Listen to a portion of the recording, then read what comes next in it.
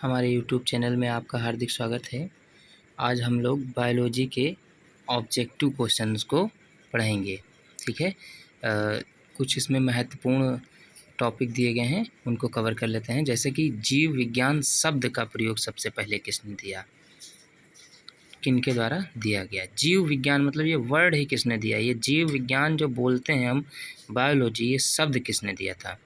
Lamarck और ट्रेविनास ने, दो वैज्ञानिक हैं, लेमार्क और ट्रेविनास ने दिया था।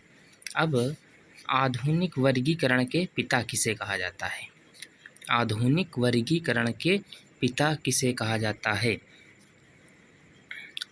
तो टैक्सोनॉमी इसको बोल सकते हैं, आधुनिक वर्गीकरण, जैसे कि मोनेरा, थैलोफाइटा, ब्रायोफाइटा, टेरिडोफाइटा वगैरह में बायोलॉजी को बांट दिया गया है, 5 वर्गीकृत कर किए गए हैं। तो उसी के यानी पिता किसे कहा गया है, आधुनिक वर्गीकरण के पिता किसे कहा गया है, तो कैलोनस लीनियस को कहा गया है, कैलोनस लीनियस को। हाँ देखिए आ गया। किसने जीवधारियों का पंच जगत वर्गीकरण प्रस्तुत किया है, व्हिटकर ने किया है। जीवधारी जो जीव हैं, जो चलते फिरते जीव हैं, उनको जैसे एक तो जंतु में हम लोग आ जाते हैं, पादप पेड़ पौधे आ जाते हैं, मोनेरा, प्रोटिस्टा, कवक, ये सब सूक्ष्म जीव आ जाते हैं।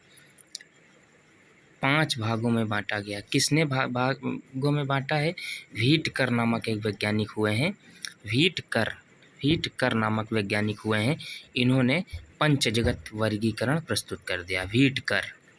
मधुमक्खी पालन का अध्ययन क्या कहलाता है, एपीकल्चर।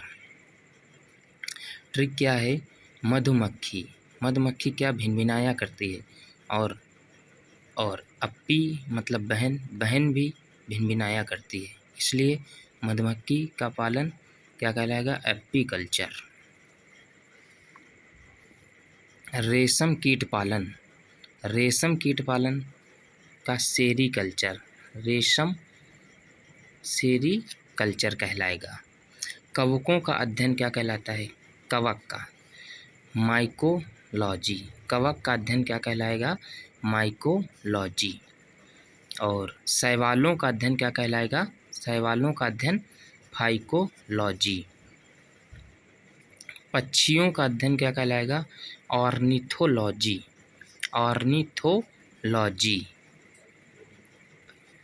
शैवालों का अध्ययन फाइकोलॉजी, पक्षियों का अध्ययन ऑर्निथोलॉजी, कीटों का अध्ययन एंटेमेनोलॉजी।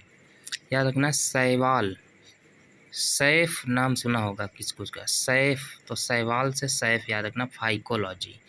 पक्षी ऑर्निथोलॉजी। अब कीट एंट क्या है, चींटी, एंट वही एंटोमोलॉजी। अब कवकों की कोशिका भित्ति का निर्माण किससे होता है, कवक की जो कोशिका भित्ति होती है, ऊपरी सल, तो काइटिन की बनी होती है। अच्छा, काइटिन एक जटिल पदार्थ है, जैसे मछली का पंख हम लोग हजम नहीं कर सकते हैं, वो चीज़ काइटिन होती है। कवक की जो कोशिका भित्ति है वो काइटिन की बनी होगी। पादपों में कोशिका भित्ति का निर्माण किससे होता है, सेल्यूलोज से होगा। कोशिका द्रव्य यानी कोशिका द्रव और केंद्रक द्रव को मिश्रित रूप से क्या कहा जाता है, जीव द्रव्य। जैसे ये कोशिका है, ठीक, कोशिका के भीतर द्रव रहता है और केंद्रक के भीतर भी द्रव रहता है। तो केंद्रक के भीतर रहने वाला द्रव केंद्रक द्रव और कोशिका के भीतर रहने वाला कोशिका द्रव, दोनों को मिलाकर क्या बोला जाता है, जीव द्रव्य। जीव द्रव्य का नामकरण किसने किया था, पुरकिंजे ने। जीव द्रव्य का नामकरण किसने दिया, पुरकिंजे ने। अब कोशिका के अध्ययन को क्या कहा जाता है, साइटोलॉजी। कोशिका के अध्ययन को साइटोलॉजी, कोशिका के अध्ययन को साइटोलॉजी कहेंगे।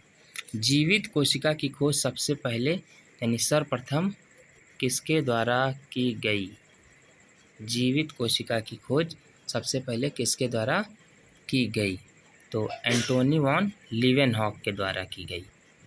एंटोनी वॉन लीवेनहॉक, ये तो बहुत बार हमने क्वेश्चन स्कूल में भी पढ़ा है आपको। कोशिका सिद्धांत का प्रतिपादन किसके द्वारा किया गया? कोशिका सिद्धांत का प्रतिपादन किसके द्वारा किया गया? तो स्लाइडन और स्वान। स्लाइडन और स्वान। कोशिका सिद्धांत मतलब एक कोशिका मिलकर के बहुत सारी जैसे कोशिकाएं मिल गई तो ऊतक, बहुत से ऊतक मिल गए तो अंग बन जाता है, अंग अंग मिल के पूरा शरीर बन जाता है। तो ये बात किसने कही थी? स्लाइडन और स्वान ने कही थी। सबसे छोटी कोशिका कौन सी है? तो सबसे छोटी कोशिका माइकोप्लाज्म यानी जीवाणु हो जाती है, माइकोप्लाज्म। सबसे लंबी कोशिका कौन सी है? न्यूरॉन या तंत्रिका कोशिका। न्यूरॉन या तंत्रिका कोशिका। सबसे बड़ी कोशिका कौन है? शुतुरमुर्ग का अंडा। ये तो हमने कई बार क्वेश्चन स्कूल में आपको पढ़ाया है, शुतुरमुर्ग का अंडा। कोशिका झिल्ली यानी अर्धपारगम्य होती है या अपारगम्य?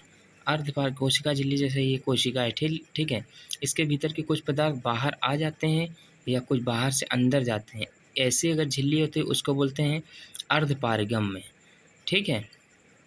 और अपारगम मतलब ऐसी एक झिल्ली जो ना इधर से पदार्थ आ सके ना उधर से आ सके, तो ऐसी झिल्ली को अपारगम बोलते हैं। तो कोशिका झिल्ली कैसी होती है? अर्धपारगम्य हो जाएगी।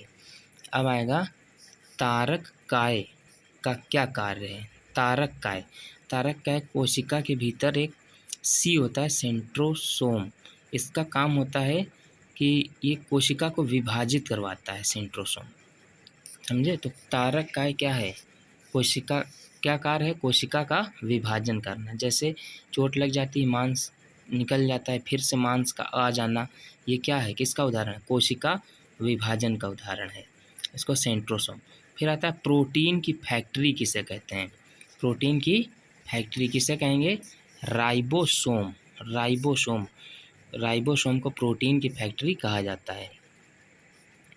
इसे राइबोसोम पैलेट कण या पैलेट कण बोल सकते हैं, पैलेट कण।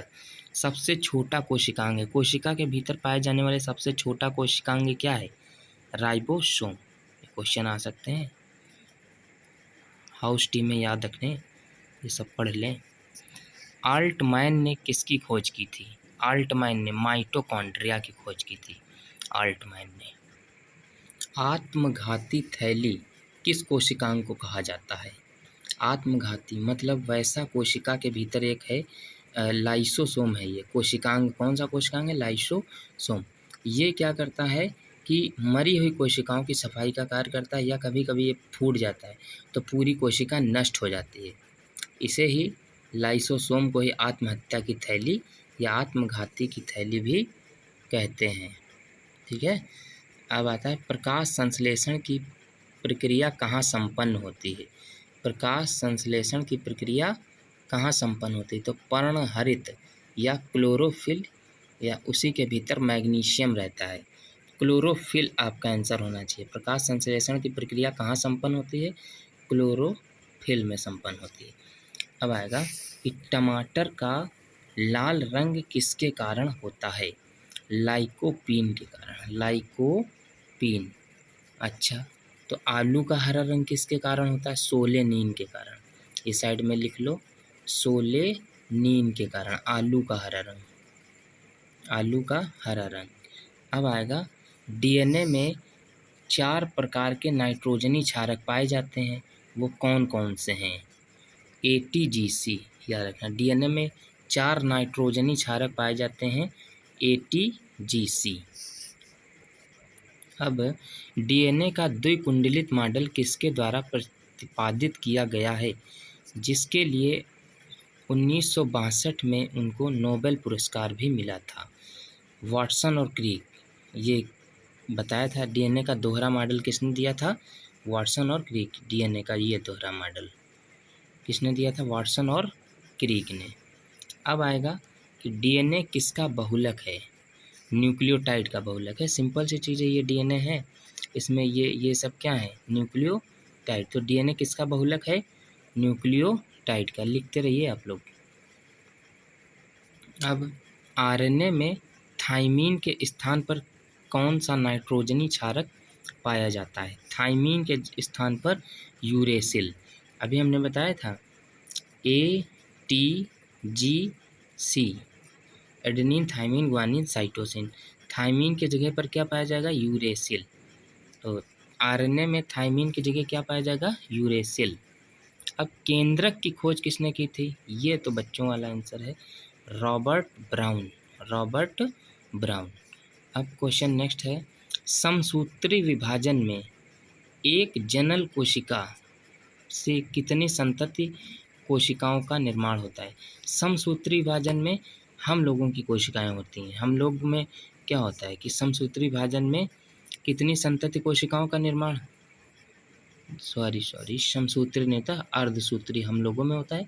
बाकी समसूत्री ये सूक्ष्म कोशिकाओं में पाया जाता है, जैसे जीवाणु वगैरह हो गया। तो इनमें एक जैसे अमीबा है, ये अपने आप को 2 टुकड़ों में तोड़ लेता है, समझिएगा इस तरीके से। ये तोड़ लिया, अब ये नया अपना एक अमीबा अलग अलग ही हो गए। पहले एक ही था, अब कितने 2 टुकड़ों में टूट गया। इसी को बोलते हैं समसूत्री विभाजन। यानी समसूत्री विभाजन में एक जनल कोशिका या जनन कोशिका से कितने संतत में उसके बच्चे कितने तैयार होते हैं? 2। अर्धसूत्री विभाजन में एक कोशिका से कितनी कोशिकाओं का निर्माण होता है? 4 कोशिकाओं का निर्माण होता है। हम लोगों में पूछा है, 4 कोशिकाओं का निर्माण होता है। आज तक के लिए इतना ही रखते हैं, मिलते हैं नेक्स्ट वीडियो में। तब तक के लिए जय हिंद, जय भारत। और चैनल पर नए हो तो इसे सब्सक्राइब कर लें। इसी प्रकार की वीडियोज, ये बायोलॉजी का हम 3-4 वीडियोज में कवर कर देंगे। Okay, bye. जय भारत, जय हिंद।